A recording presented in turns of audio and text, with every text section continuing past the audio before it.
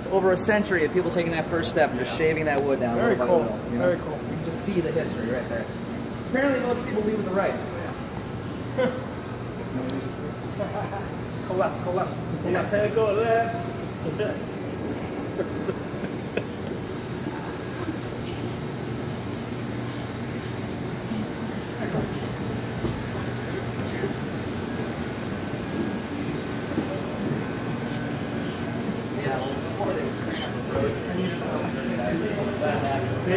The original banisters too, right? Yes. Yes. That's crazy to think about. Yeah. Workers' comp, that's amazing. Yeah, yeah. That's one of their I'll get into why that's named like that, by the way. Wait, what? I just want Yeah, there's a reason for that. There's sort of a tongue-in-cheek reason. Before we get into that, so after the boil, we're going to cool down the beer, get it ready for the yeast, and we're going to cool it down to either 70 degrees Fahrenheit or 50 degrees. And every single beer fits into one of those two categories, but they go by other names. Anybody know what they are? You probably do. Budweiser. What's that? Sorry. Budweiser. Well, Budweiser is one of them, which begins with an L. That's one of the categories. That's a lager That's a and lager an ale. and an ale. So Sorry. every beer you've ever had was an That's ale tired. or a lager. So ales are the 70 degrees, lagers are the 50 degrees. Pilsner's a lager. Name a beer style. I'll tell you which one it is. IPA. IPA is an ale. Heineken. Heineken is a pilsner, which is a lager. Blue Moon. Blue Moon is a Belgian white, which is an ale. Hefeweizen. Hefeweizen is Is an an ale. ale. Stouts are ales. Coolers Light. Coors Light is a lager, which is a lager. Helps, right? Yes and no. I mean, you can have what are called Listen, like box. Or he said double name a hops, beer, dark all right? lagers. Spinning. He Really, said the name a difference is beer. the temperature at which the yeast likes You to did. When you're That's spinning, it how has you to do go it. down a So little bit. Yeah. most beer styles are ales. You know, we've been making beer a lot longer than we've had refrigerators. You know, a couple hundred years ago, we didn't really know what yeast was. We just knew that if it was nice out, you can let your sugar water sit out. A couple weeks go by, and you know the magical hands of God came down and turned it into a beer. Now, of course, we know a lot about yeast. Well, But with that in mind, the lager strain. What's up, bud? a couple hundred years ago, you would have thanked Odin. Yeah, oh, that's true. Never heard too. But so, well, maybe a little longer than that, right? I mean, No, for even when Christianity was arising, German, Bavaria, all that Eastern they were European still- area, everyone was still like, "Thank you, Odin, for this amazing thing made of honey." Really using that master's degree. I think we. So Yay. lager strains were sort of accidentally discovered. So a bunch of Germans made all this war, thought it was too cold outside to let it sit out, as they've been doing time and time again. So they stored it in these caves. They come back in the springtime thinking, okay, it's warm enough, let's grab that work.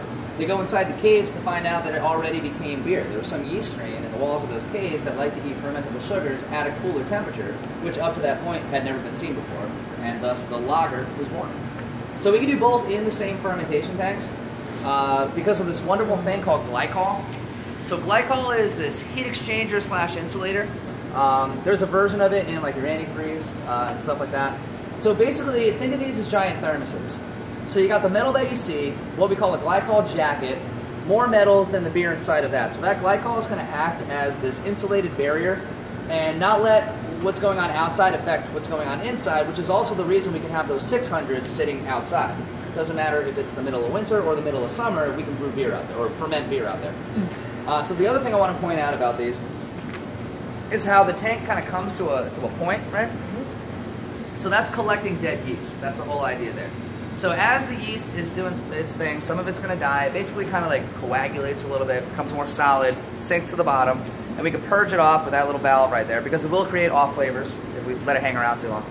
But even when we're done fermenting, there's still live active yeast in there. So we're actually going to take it out and put it in this row of tanks and repopulate it for the next beer. So we do that with 3 strains. We do it with our American Ale strain, which is what we use the most, our lager strain, and our Saison strain, which we're going to try. Sorry, I'm a little dizzy. Sorry. Think about zombies. No. I wasn't going to say that. I'll pour you a little bit of the Saison. Okay. Not all at once, guys. Sorry. I'm okay with it. He's not.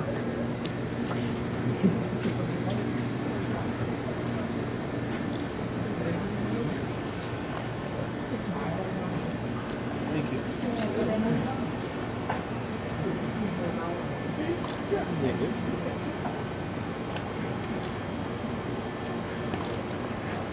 Workers' comp, old factory, and Workers' comp, and what's the third one? Honey Spot Road. Oh, So the workers' comp saison. So saison is the French word for I love season. this. Yes. So yeah. what kind of seasoning is used? Sorry. What kind of seasoning is used? Well, not like seasoning, like seasons, like summer, winter, fall, spring. Oh. So at the end of the harvest season, back in the day in the farmhouses of France and Belgium, any grain that was left over in the barnyard, the farmhands were allowed to take it. In most cases, they would make a beer out of it. Also, in most cases, that was their form of payment at that time of the year. They got paid in that leftover grain, not in actual money, which is why we call ours the workers' comp. So that's kind of a throwback to that era. Very nice.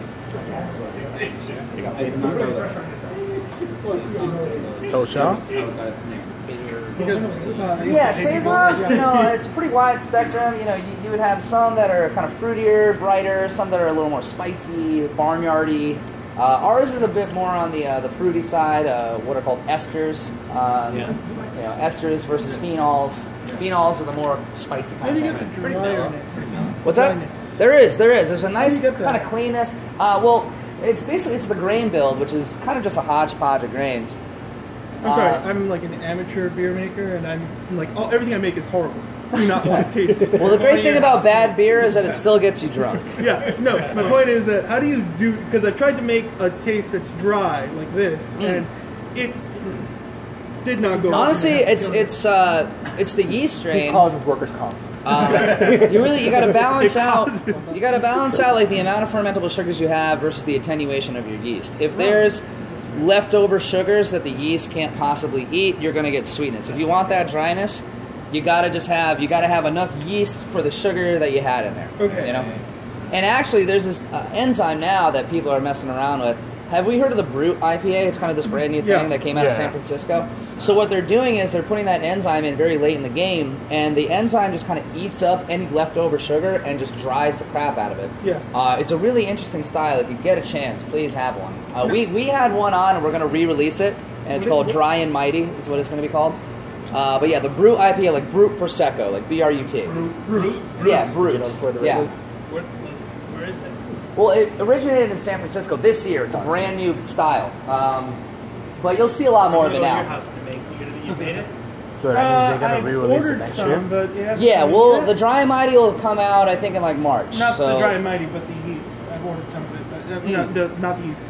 that enzyme. I forget what it is. I've ordered it. It's It begins expensive. with like an A, right? I forget what It's expensive. Yeah, It's, I can imagine. And yeah, just some crazy brewery. Like you would have thought, like 10 years ago, like we had every style down, and then the New England style IPA came out, and then the Brute style IPA. Like who knows what's next? Somebody will figure out something. I mean, I can't wait until we find like when we start like exploring like other planets and we find some weird yeast strain on Mars or something. You know what I mean? Like I can't wait. It's gonna happen. It's gonna happen. Yeah. Oh god, then you're gonna have to make a bunch of space beers. Space beers, bro. I'm telling you, it's inevitable. We're gonna find some alien yeast What was strain. that TV show? The old one? Marvin? So we're gonna take a little field trip Martian? over to Yeah. Okay, they have to make a beer that's the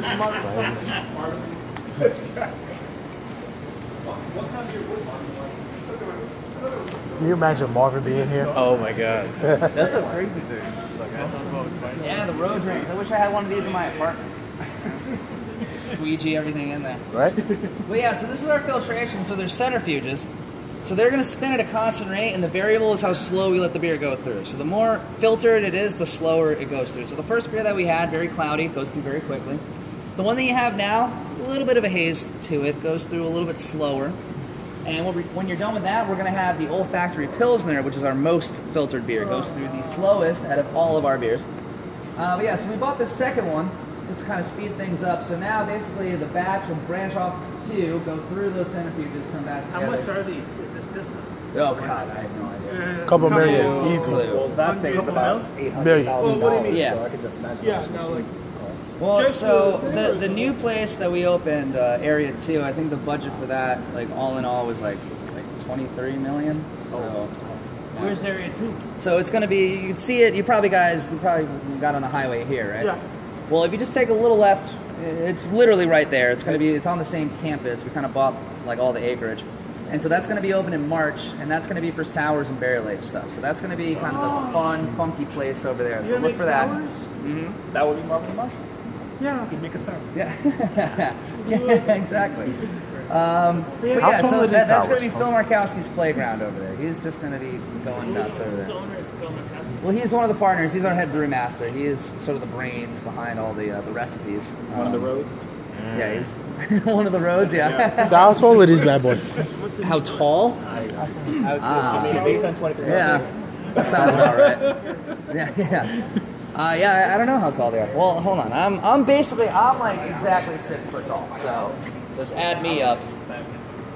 Yeah. Is there 10 of me? Is that 10? I thought it was about 80. Think 80? I'm 6'4", so it's like that's got to be. Let's say 7 or 8 of you. All right. We've reached 5 feet. I mean, we're assuming It's about 10 of you.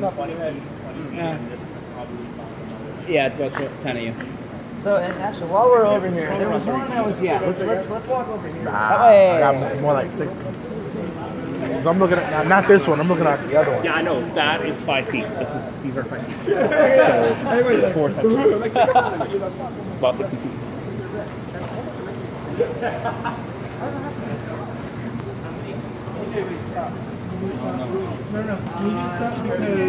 Watch your step, guys. Oh, I know. I feel the same. Especially this kind of year, we're not really like full sprint, so we don't really need that much on the weekends. But like during the week, like each brew shift will have at least like 5, maybe up to 10 people, depending on the workload. Is the water leaking? Well, I want to show you this. Is the water So this is leaking? not a machine. Yeah, that's it's not causing leaking, that. it's What you're splashing. basically watching is See? yeast Little droplets breathing. pop out. So as yeast is creating ethanol, it's eating up the fermentable sugars, it's burping up CO2. So that's what that is. That's a sterile solution. So the whole idea is that those CO2 bubbles can escape without any air getting back inside to infect the beer. So yeah, so you're that's yeast burps is what you're watching. Yeah, I think you're right. Dude, is the water leaking? Sometimes they make a complete mess, which is again why this is concrete and not wood anymore. Where's the draining? Oh, right there. Yeah, the road drains. Oh, they're lovely. I love them. Just knock everything into there. All right, let's have that olfactory Pilsner. We'll see that filtration that I was talking about.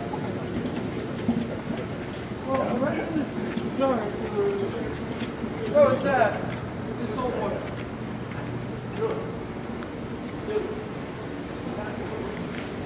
I don't have any one. I have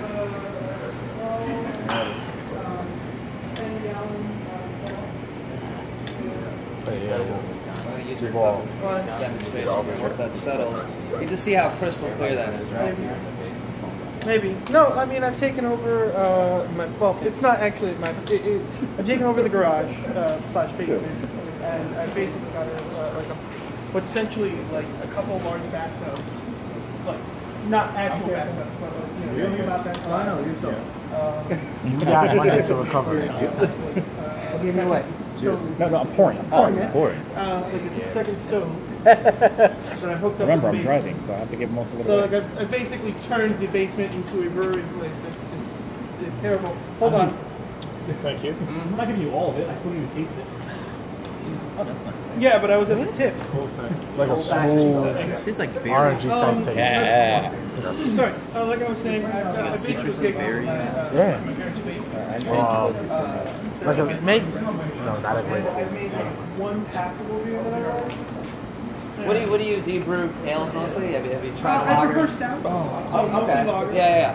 Stouts are a good way to kind of like. right? You could really just kind It of tastes like that wine we had earlier. You know what I mean? Like, Yeah, like no, off coin flavors that Huh? would be like really apparent in like an IPA. Quarter or Get away with it. a nickel or something. It's the beginner beer. Yeah. It's the beginner And beer. So they're I make- expensive as all hell, but vanilla beans, if you put like one in there, just let it kind of soak, like in secondary, like it just, Right. vanilla in a stout, one, it works, and any harsh flavors, anything that you kind of messed up, that vanilla just kind of like just evens it out. It tastes kind of like that wine we had earlier.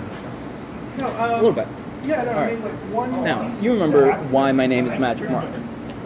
Yes. Mostly when it's. Yeah, you like this one? What you don't know is that I acquired that name Not a huge, at not, Philadelphia nobody really, University honestly, it does not do well. parties They were talking about in the where last much meeting. booze actually, was involved. Giving it max. I am at entry level Mark right now. Came out with syrup. You're competing with Entry-level magic, of course, like right? Yeah, well, we're going to release, You're about to it's going to be called the Everyman's Lager, or Cruise Control. And reason it's for a it being Pilot called 29 at the bar right now. It's just, it's a lot more approachable. That's good. You know, that one's, you know, we dry hop it, so it's like, you know, Right, yeah. it's got more than your typical Pilsner has. So when people just want that, you know, they come in, it's like, what do you have that's closest to a Stella? And that used to be the thing that we would say, and they're like, what the hell did you just give me? But now we have that, you know, that cruise control. And you're probably not competing price with. How do you get your audience? Make sure they're drunk. Oh, no, of course. Yeah, they're blowing us out of the water with that. Right. So, yeah, you're not going to work. You're not going to win people while that. inebriated Yeah. is more fun. Yeah. Showing it to drunk people while inebriated is easy, more fun. You know, in case that little dry hoppiness to it.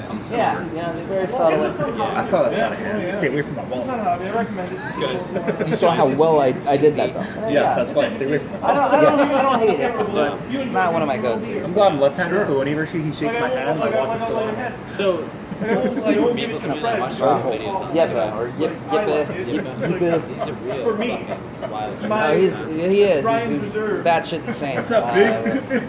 And he loves dumping sugar in his beer. Oh, he loves it. Very. Oh, he dumps it in the boil. He dumps it in the fermentation. He'll like, Did you he'll do like the the one orange with thing the- I made.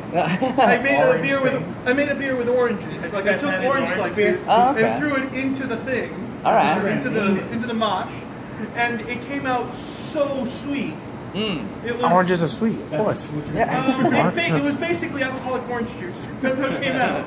Sounds good to me, man. We talked about like taking Yeah. Okay. Yeah. I mean, you know, like That's your my method? taste. Donut? Yeah. Yeah, where he didn't literally open threw that pocket. donuts. Oh, there you go. Yeah. Did you do that one That's here? basically Or what it did. no? Maybe. It came out like a beer most. But It was a evil little twin, he's darker than nuts. this. He's out of his He's a real goddamn wild- mind. You know, he's got some. But that's also because Well, oranges has a little bit more citrus. he's also talented. I guess you got to be a little crazy to have When I get a talent. chance, should've packed a deck of cards. Set some aside for you guys. All right, so after filtration, we're going to put the beer in what's called bright tanks. So that's that other row of tanks right there. I'm losing you guys.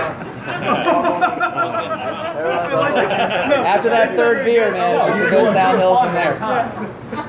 So yeah, bright tanks, we're going to add carbonation, and then it's off the packaging. So cans versus bottles. I want you guys to remember this, okay? Going forward in your beer drinking life. Cans versus bottles. Do me a favor, buy cans. Cans are better for beer than bottles. Right. Cans keep out light and oxygen better for longer. Those are the two biggest beer killers. By the way, heat, very distant third. If you have a refrigerated 6-pack and a 3-hour car ride, just put it back in the fridge. It's going to be fine. It's not going to skunk your beer. What skunks your beer is light. Yeah. Which is why the beers that are kind of most notorious of having that skunky flavor usually come in clear and green bottles. Those let in the most light. Now, brown bottles is exactly. Rolling Rock. Is that because it's cheaper for the beer companies to make those bottles? Honestly, I think it was years ago, but now it's brand recognition. Sounds good. Like Rolling Rock. Can you imagine if Rolling Rock came out with a brown bottle? People would be like, "Oh, Rolling Rock makes a stout now." It's so synonymous with their brand to be in that green bottle. They're screwed. They're stuck. You know what I mean? Same thing behind it. Yeah, Heineken, same thing. If you saw a brown bottle of Heineken, you would think it's a completely different beer. Like they are the green Heineken bottle. chocolate. Yeah, exactly. So yeah, so cans keep out light. No light gets in with an aluminum can. And now, as far as oxygen is concerned, I'm gonna show you this. I don't know if you ever thought about how you fill a can, but a can comes in 2 separate pieces. So the bottom and the sides is one piece. The entire top is a separate piece with a heat-activated sealant on it. Again, heat not going to affect your beer. So you fill up the can, you put the top down, you crimp it, and then you heat up that can so that glue activates, and now no oxygen is getting into that can. But with a bottle, you see the little Quite a bit ridges, different. right? Over time. Now, if you're going to age a beer, yeah, you want it in a bottle, preferably with a cork. That's the whole idea behind corks, is that they're slightly porous. So over time, at cellar temperatures, oxygen will sneak in and just kind of manipulate the beer in fun, funky ways, or not. That's the gamble when you age something. It might suck, it might not. But you're not going to age a can. That's like aging soup. It's not the point. The point of a can is that companies. So Maui Brewing Company, I think, is the best example. So Maui Brewing Company, most of their product is not consumed in Hawaii; it's consumed in California. So they brew it, they package it, then it's got the better part of a week of shipping and distribution without anybody even looking at it. So their whole deal is that they want that dude that's opening up that can in San Diego, they want that beer to taste like it just came off the line, and you're going to get closer to that with a can than with a bottle. That's the whole idea. So buy cans. Now, like, Plus, you can recycle. yeah, and also, you know, you can take them to the beach. I had this weird So sort what? of like, it wasn't like a depressing thought, but like in like 3 generations, kids aren't going to know what like sea glass is. That's like weirdly, it's like, it's not, I don't know what the word is that I'm looking for. Depressing? I guess depressing. It's kind of depressing. Non-biodegradable. Sea glass, I remember playing with sea glass. I guess the problem is that before it becomes sea glass, it's actual sharp glass. And so, you know. Yeah, but so, you know, we're cleaning up the beaches. I get it. That's good.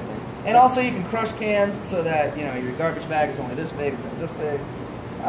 If you drop it, it doesn't break. There's a lot of reasons why cans are better. So buy cans. Now, what deters a lot of people from buying cans is like this idea that beer from a can tastes like metal. Right, we've all heard this before. That's not true. All right, 2 things. First, the draft beer that we've been enjoying for the better part of an hour, would you say it tastes like metal? No. Oh, just like. Those are what I use. Not only that, what about the fermentation tank? Yeah. Or before man. that, what about the brew house? What about the mill? What about the rib silo? Beer from start to finish literally is touching metal the entire time. Now, with that being said, here's my second point. If you're drinking it from the can, yeah, it might taste a little bit like metal. You're putting your lips and tongue on metal. I mean, if you put your mouth on that and pull the tap handle, it's probably going to taste a little bit like metal. No, because then I got to clean it. I don't really know. I don't believe you guys are. Cake stand. What is Barney's last name? But yeah, so pour it into a glass. Do your own blind Gumbo. taste test. Have somebody, Thank you. same beer, same born on one date, did we one in a just can, have? one in a bottle. Sorry, Which one did you just have? the whole factory. Really good. But yeah, have a friend pour it into 2 glasses with your back turned. I guarantee you will not tell the difference. Sorry, Matt. We're good. Thank you. Thank you. So buy cans. All right. One more beer to have here. The Honey Spot Road. Come on up. It's our grand finale. This is it. Drum roll. The Honey Spot Road has been a thorn in my side all day. Oh no. So, so how are we? Alright, so we've had about 8 years. I mean, let's start from the honey. We've gone back to our college drinking days. Yes. This is a base. I can't drink. Orlando passed that. Hold on, man. Let him fill your cup Are you? first. What kind of yeast are you? I can take it from you because you're I'd dry. have to go home and look at the file. Again, let him fill your I cup first. order everything. Meats tend to take a lot longer. Like, how long do you ferment? Okay, maybe that's my problem because I'm not fermenting because I'm basically doing the same amount of time as what I said. most of my oats. Oh, okay. No, I don't know. I mean, are you getting a lot of activity in the airlock like the first couple days after you pitch the yeast? Not really. Honestly, I've never done a mead by myself. Like I was around when a friend was doing it, but yeah. So maybe it is my fermentation time because I'm not using. I'll toast you, I'm using roughly the same still amount. gotta taste it. I'm just driving, so I'm not drinking. It's not even good. It's passable. Nice smell to it. Nice. I like that.